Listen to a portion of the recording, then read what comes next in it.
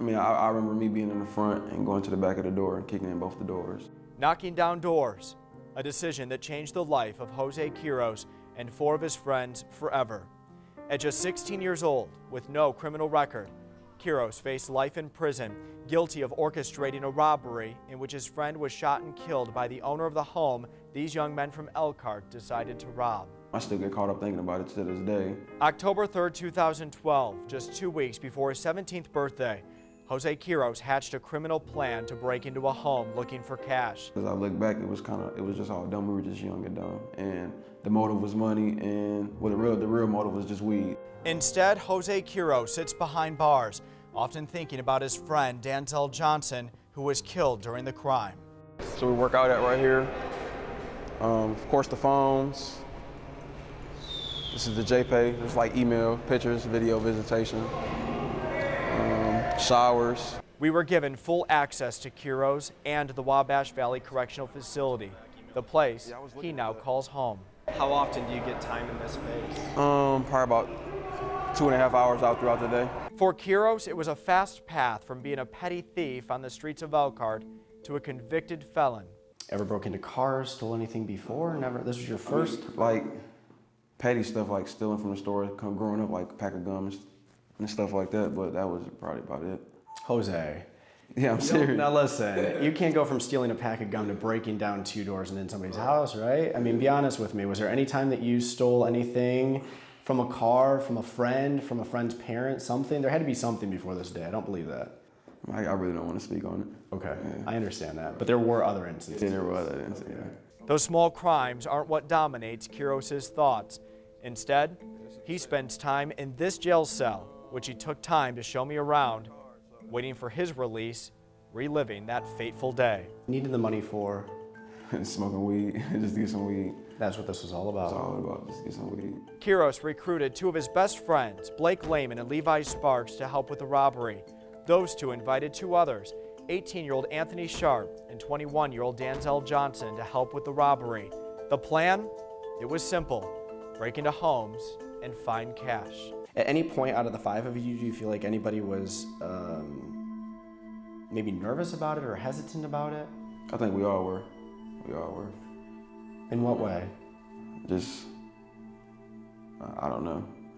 I think it's just like a gut-wrenching feeling, you know what I'm saying? Mixed with anxiousness and adrenaline and just ready to get it over with. The young men attempted to break into a house but bailed when they heard dogs barking inside. They settled on this house, 1919 Francis Avenue. They thought the house was empty, but the homeowner was actually asleep upstairs. He awoke when he heard the young men bust through the door. We weren't even in the home for about 5 minutes. I don't know, we were in the same room. We all were in the same room. It seemed like about 100 gunshots, just like loud pops, you know what I'm saying? Lehman was shot in the leg, Johnson in the chest. With homeowner Rodney Scott's gun trained on the young men, Quiroz realized that Johnson was hurt bad. I started seeing the blood come out his eyes and in his mouth and stuff. He started gurgling and stuff. It happened so fast to where when he was in my lap, he was trying to talk and his eyes kept rolling to the back of his head. Did you say anything to Denzel before he died? I tried to tell him to keep talking, and I told him I was sorry. I kept saying sorry. Me and Blake both were saying we're sorry. Yeah. Johnson was pronounced dead on the scene. Lehman arrested next to his friend's body. But Sparks, Sharp, and Quiroz took off running. When I heard him come in and say, Elkhart Police Department, I poked out the doorway and I seen Rodney turn his back. So, like I said, adrenaline.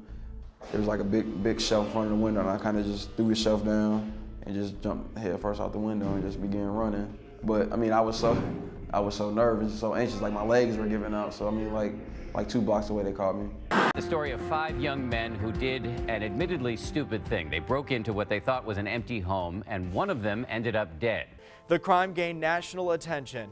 The teenagers pegged as the Elkhart 4, charged with the death of Denzel Johnson, even though they didn't pull the trigger. Just a month later, Quiroz hastily took a plea deal with a sentence that couldn't be appealed. A mistake, he says, because he felt threatened by his public defender. So he was always aggressive, like, well, listen, this is what they're gonna do, this is what they are gonna do.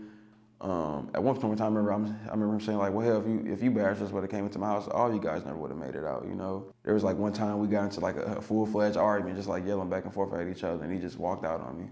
Quiroz became the prosecution's key witness. By taking the deal, his sentence would come to 55 years. He was to testify against his friends. You recanted your testimony at one point. And changed your complete story. What happened there? Just told the truth. Told them that everything was on me, like it was in the beginning, because I felt that it wasn't their fault. They were on trial for something that they didn't do. If I never would have made that text, then we wouldn't be here today, you know what I'm saying? So I felt that it was something that I had to do, because in the beginning it was all lies, just trying to cover things up for myself, being selfish, you know what I'm saying? Scared and selfish. Quiroz's original sentence was reduced to match the reduced sentences of the other Elkhart 4 co-conspirators. Right now, Quiroz is to be released April 2nd, 2017. And it still hasn't kicked in yet. It kicks in like when I call home, I tell my mom like we need to get a living arrangements and clothes and stuff like that. It kicks in then. Or sometimes throughout the night, I'm sitting there watching TV and listen to like a song or something like that. I'm like, well, man, I'm going home soon. So it makes me happy. It makes me feel good about myself, knowing that none of us did give up, and we just kept our faith and kept our hope up, and it all paid off.